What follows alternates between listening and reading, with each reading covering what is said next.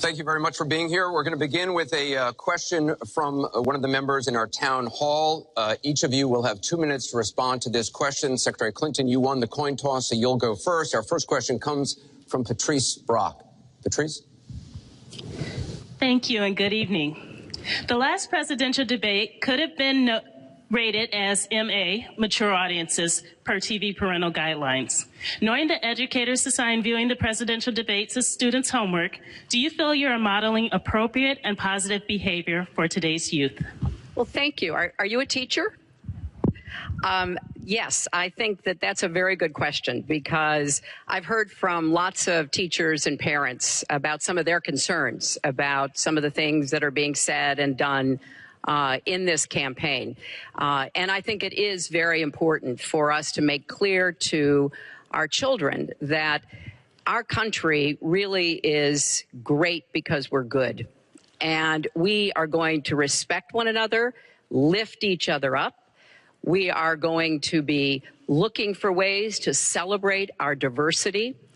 And we are going to try to reach out to every boy and girl as well as every adult to bring them in to working on behalf of our country. I have a very positive and optimistic view about what we can do together. That's why the slogan of my campaign is Stronger Together. Because I think if we work together, if we overcome the divisiveness that sometimes sets Americans against one another, and instead we make some big goals, and I've set forth some big goals, getting the economy to work for everyone, not just those at the top, making sure that we have the best education system from preschool through college and making it affordable, and so much else. If we set those goals and we go together to try to achieve them, there's nothing, in my opinion, that America can't do. So that's why I hope that we will come together in this campaign. Obviously, I'm hoping to earn your vote. I'm hoping to be elected in November. And I can promise you, I will work with every American. I want to be the president for all Americans, regardless of your political beliefs, where you come from, what you look like, your religion. I want us to heal our country and bring it together, because that's, I think, the best way for us to get the future that our children and our grandchildren deserve. Secretary Clinton, thank you. Mr. Trump, you have 2 minutes. Well, I actually agree with that. I agree with everything she said. I began this campaign because I was so tired of seeing such foolish things happen to our country. This is a great country. This is a great land. I've gotten to know the people of the country over the last year and a half that I've been doing this as a politician. I cannot believe I'm saying that about myself, but I guess I have been a politician. And my whole concept was to make America great again. When I watch the deals being made, when I watch what's happening with some horrible things like Obamacare, where your health insurance and health care is going up by numbers that are astronomical, 68%, 59%, 71%. And when I look at the Iran deal and how bad a deal it is for us, it's a one-sided transaction where we're giving back $150 billion to a terrorist state, really the #1 terrorist state. We've made them a strong country from really a very weak country just 3 years ago. When I look at all of the things that I see and all of the potential that our country has, we have such tremendous potential, whether it's in business and trade, where we're doing so badly. Last year, we had an almost $800 billion trade deficit. In other words, trading with other countries, we had an $800 billion deficit. It's hard to believe. Inconceivable. You say, who's making these deals? We're going to make great trade deals. We're going to have a strong border. We're going to bring back law and order. Just today, a policeman was shot, 2 killed, and this is happening on a weekly basis. We have to bring back respect to law enforcement. At the same time, we have to take care of people on all sides. We need justice. But I want to do things that haven't been done, including fixing and making our inner cities better for the African-American citizens that are so great, and for the Latinos, Hispanics. And I look forward to doing it. It's called Make America Great Again. Thank you, Mr. Trump. The question from Patrice was about, are you both modeling positive and appropriate behaviors for today's youth? We received a lot of questions online, Mr. Trump, about the tape that was released on Friday. As you can imagine, You called what you said locker room banter. You described kissing women without consent, grabbing their genitals. That is sexual assault. You bragged that you have sexually assaulted women. Do you understand that? No, I didn't say that at all. I don't think you understood what was said. This was locker room talk. I'm not proud of it. I apologize to my family. I apologize to the American people. Certainly, I'm not proud of it. But this is locker room talk. You know, when we have a world where you have ISIS chopping off heads, where you have, and frankly, drowning people in steel cages, where you have wars and horrible, horrible sights all over, where you have so many bad things happening. This is like medieval times. We haven't seen anything like this, the carnage all over the world. And they look and they see. Can you imagine the people that are, frankly, doing so well against us with ISIS? And they look at our country and they see what's going on. Yes, I'm very embarrassed by it. I hate it, but it's locker room talk, and it's one of those things. I will knock the hell out of ISIS. We're going to defeat ISIS. ISIS happened a number of years ago in a vacuum that was left because of bad judgment. And I will tell you, I will take care of ISIS. So, Mr. Trump, we should get on to much more important things and much bigger things. Just for the record, though, are you saying that what you said on that bus 11 years ago, that you did not actually kiss women without consent or grope women without consent? I have great respect for women. Nobody has more respect for women than I do. So for the record, you're saying you never did that? Things that, frankly, you hear these things are said. And I was embarrassed by it, but I have tremendous respect for women. Have you ever done those things? Women have respect for me. And I will tell you, no, I have not. And I will tell you that I'm going to make our country safe. We're going to have borders in our country, which we don't have now. People are pouring into our country, and they're coming in from the Middle East and other places. We're going to make America safe again. We're going to make America great again, but we're going to make America safe again. And we're going to make America wealthy again, because if you don't do that, it sounds harsh to say, but we have to build up the wealth of our nation. Right now, other nations are taking our jobs and they're taking our wealth. Thank you, Mr. Trump. And that's what I want to talk about. Secretary Clinton, do you want to respond? Well, like everyone else, I've spent a lot of time thinking over the last 48 hours about what we heard and saw. You know, with prior Republican nominees for president, I disagreed with them on politics, policies, principles, but I never questioned their fitness to serve. Donald Trump is different. I said starting back in June that he was not fit to be president and commander-in-chief. And many Republicans and independents have said the same thing. What we all saw and heard on Friday was Donald talking about women, what he thinks about women, what he does to women. And he has said that the video doesn't represent who he is, but I think it's clear to anyone who heard it that it represents exactly who he is, because we've seen this throughout the campaign. We have seen him insult women. We've seen him rate women on their appearance, ranking them from 1 to 10. We've seen him embarrass women on TV and on Twitter. We saw him after the first debate spend nearly a week denigrating a former Miss Universe in the harshest, most personal terms. So, yes, this is who Donald Trump is.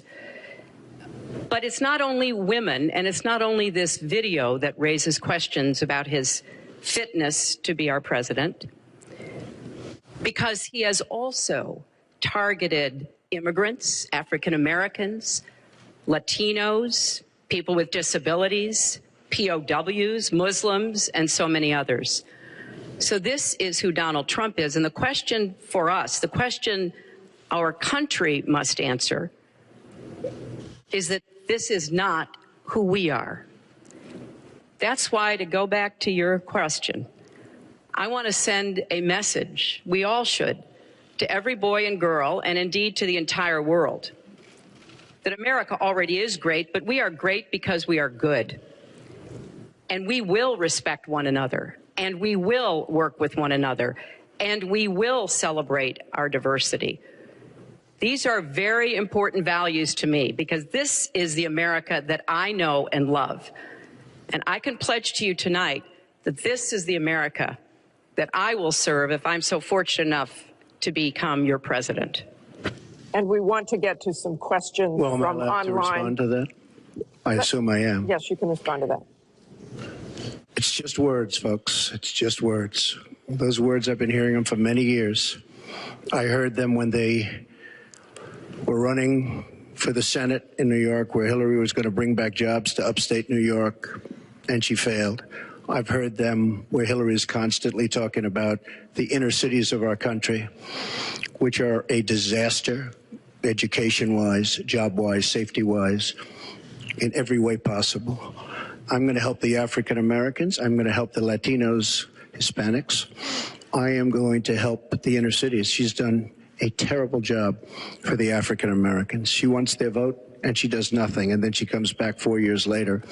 We saw that firsthand when she was a United States Senator. She campaigned where the Mr. Trump, I want to get to audience questions and online questions. So she's allowed to do that, but I'm not allowed to respond. You're going to get to respond right now. That sounds fair. This tape is generating intense interest. In just 48 hours, it's become the single most talked about story of the entire 2016 election on Facebook, with millions and millions of people discussing it on the social network. As we said a moment ago, we do want to bring in questions from voters around the country via social media, and our first stays on this topic. Jeff from Ohio asks on Facebook, Trump says the campaign has changed him. When did that happen? So, Mr. Trump, let me add to that. When you walked off that bus at age 59, were you a different man, or did that behavior continue until just recently? And you have 2 minutes for this. As I told you, that was locker room talk. I'm not proud of it. I am a person who has great respect for people, for my family, for the people of this country, and certainly I'm not proud of it. But that was something that happened. If you look at Bill Clinton, far worse, minor words, and his was action. His was what he's done to women. There's never been anybody in the history of politics in this nation that's been so abusive to women. So you can say any way you want to say it, but Bill Clinton was abusive to women. Hillary Clinton attacked those same women and attacked them viciously. 4 of them are here tonight. One of the women, who is a wonderful woman, at 12 years old, was raped at 12.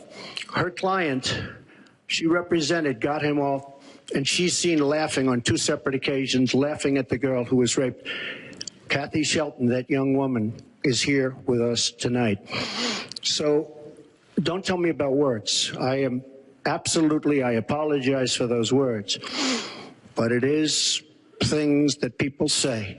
But what President Clinton did, he was impeached. He lost his license to practice law. He had to pay an $850,000 fine to one of the women, Paula Jones, who's also here tonight. And I will tell you that when Hillary brings up a point like that, and she talks about words that I said 11 years ago, I think it's disgraceful, and I think she should be ashamed of herself, if you want to know the truth. Can we please hold the applause? Secretary Clinton, you have 2 minutes. Well, first, let me start by saying that so much of what he's just said is not right, but he gets to run his campaign any way he chooses. He gets to decide what he wants to talk about.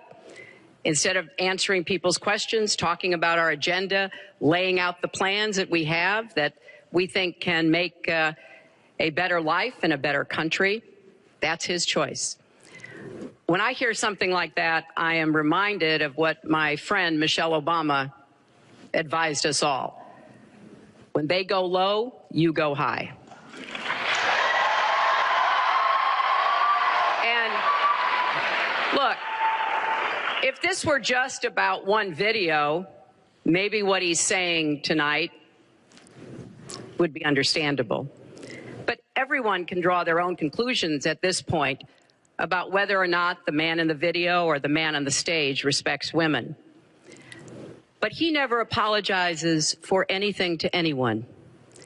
He never apologized to Mr. and Mrs. Khan, the Gold Star family, whose son, Captain Khan, died in the line of duty in Iraq, and Donald insulted and attacked them for weeks over their religion. He never apologized to the distinguished federal judge who was born in Indiana. But Donald said he couldn't be trusted to be a judge because his parents were, quote, Mexican. He never apologized to the reporter that he mimicked and mocked on national television and our children were watching. And he never apologized for the racist lie that President Obama was not born in the United States of America. He owes the president an apology. He owes our country an apology. And he needs to take responsibility for his actions and his words. Well, you owe the president an apology because, as you know very well, your campaign, Sidney Blumenthal, he's another real winner that you have. And he's the one that got this started along with your campaign manager. And they were on television just 2 weeks ago. She was saying exactly that. So you really owe him an apology. You're the one that sent the pictures around your campaign, sent the pictures around with President Obama in a certain garb. That was long before I was ever involved. So you actually owe an apology. And number two, Michelle Obama. I've gotten to see the commercials that they did on you. And I've gotten to see some of the most vicious commercials I've ever seen of Michelle Obama talking about you, Hillary. So you talk about friend, go back and take a look at those commercials. A race where you lost, fair and square, unlike the Bernie Sanders race where you won, but not fair and square, in my opinion. And all you have to do is take a look at WikiLeaks and just see what they said about Bernie Sanders and see what Deborah Wasserman Schultz had in mind, because Bernie Sanders, between superdelegates and Deborah Wasserman Schultz, he never had a chance. And I was so surprised to see him sign on with the devil. But when you talk about apology, I think the one that you should really be apologizing for, and the thing that you should be apologizing for, are the 33,000 emails that you deleted and that you acid washed. And then the 2 boxes of emails and other things last week that were taken from an office and are now missing. And I'll tell you what, I didn't think I'd say this, but I'm going to say it. And I hate to say it, but if I win, I am going to instruct my Attorney General to get a special prosecutor to look into your situation, because there has never been so many lies, so much deception. There has never been anything like it. And we're going to have a special prosecutor. When I speak, I go out and speak. The people of this country are furious. In my opinion, the people that have been long-term workers at the FBI are furious. There has never been anything like this, where emails and you get a subpoena, and after getting the subpoena, you delete 33,000 emails. And then you acid wash them or bleach them, as you would say, a very expensive process. So we're going to get a special prosecutor and we're going to look into it, because you know what? People have been, their lives have been destroyed for doing 1/5 of what you've done. And it's a disgrace. And honestly, you ought to be ashamed of yourself. Secretary Clinton, I want to follow up on that. I'm going to let you talk about email. Because everything he just said is absolutely false, but I'm not surprised. Really? In the first debate, and the audience needs to calm down here. I told people that it would be impossible to be fact-checking Donald all the time. I'd never get to talk about anything I want to do and how we're going to really make lives better for people. So once again, go to HillaryClinton.com. We have literally Trump. You can fact check him in real time. Last time at the first debate, we had millions of people fact-checking, so I expect we'll have millions more fact-checking because, you know, it's just awfully good that someone with the temperament of Donald Trump is not in charge of the law in our country. Yeah, because you'd be in jail. Secretary Clinton.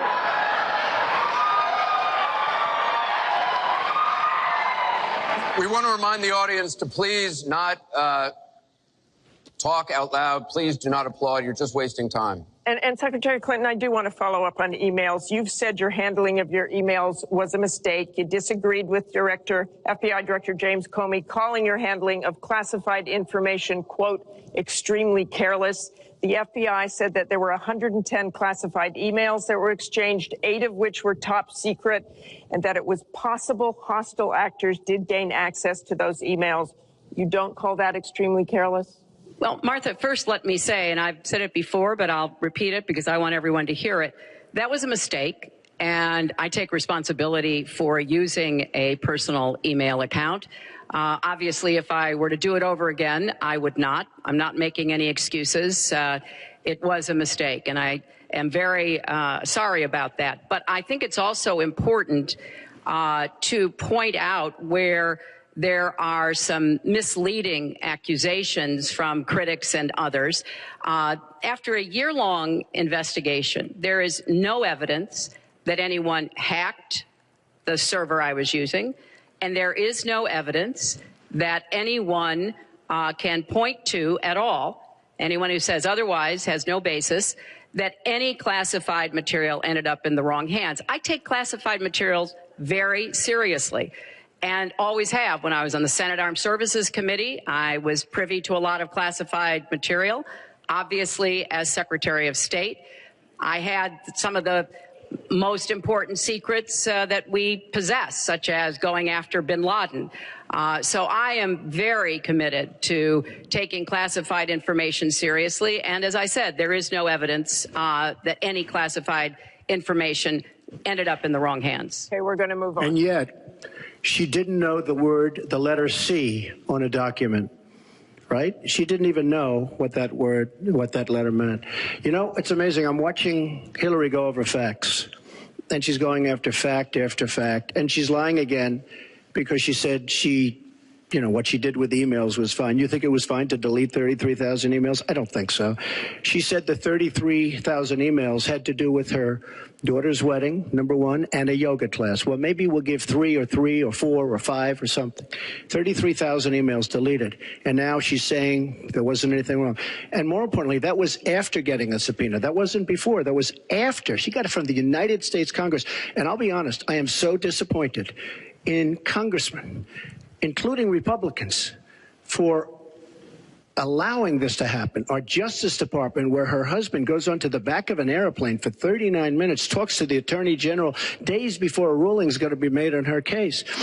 But for you to say that there was nothing wrong with you deleting 39,000 emails, again, you should be ashamed of yourself. What you did, and this is after getting a subpoena from the United States Congress. We have to move on. Secretary Clinton, you can respond, and we got to move on. We want to give the audience a chance here. In jail, let alone after getting a subpoena from the United States Secretary Congress. Clinton, you can respond. Then we have to move on to an audience question. Look, it's just not true. And so please go you didn't delete them? Allow her to respond, please. Personal emails, not official. 33,000? Well, we turned over 35,000. So it was. What about the other 15,000? Please allow her to respond. She didn't talk while you talked. Yes, that's true. I didn't. I didn't in the first debate, and I'm going to try not to in this debate because I'd like to get to the questions that the people have brought here tonight to talk to us about. And get off this question. Okay, Donald, I know you're into big diversion tonight, anything to avoid talking about your campaign and the way it's exploding and the way Republicans are leaving you. But let's at least focus on some of the issues that people care about tonight. Let's get to their questions. We have a question here from Ken Karpowitz. He has a question about health care. Ken? I'd like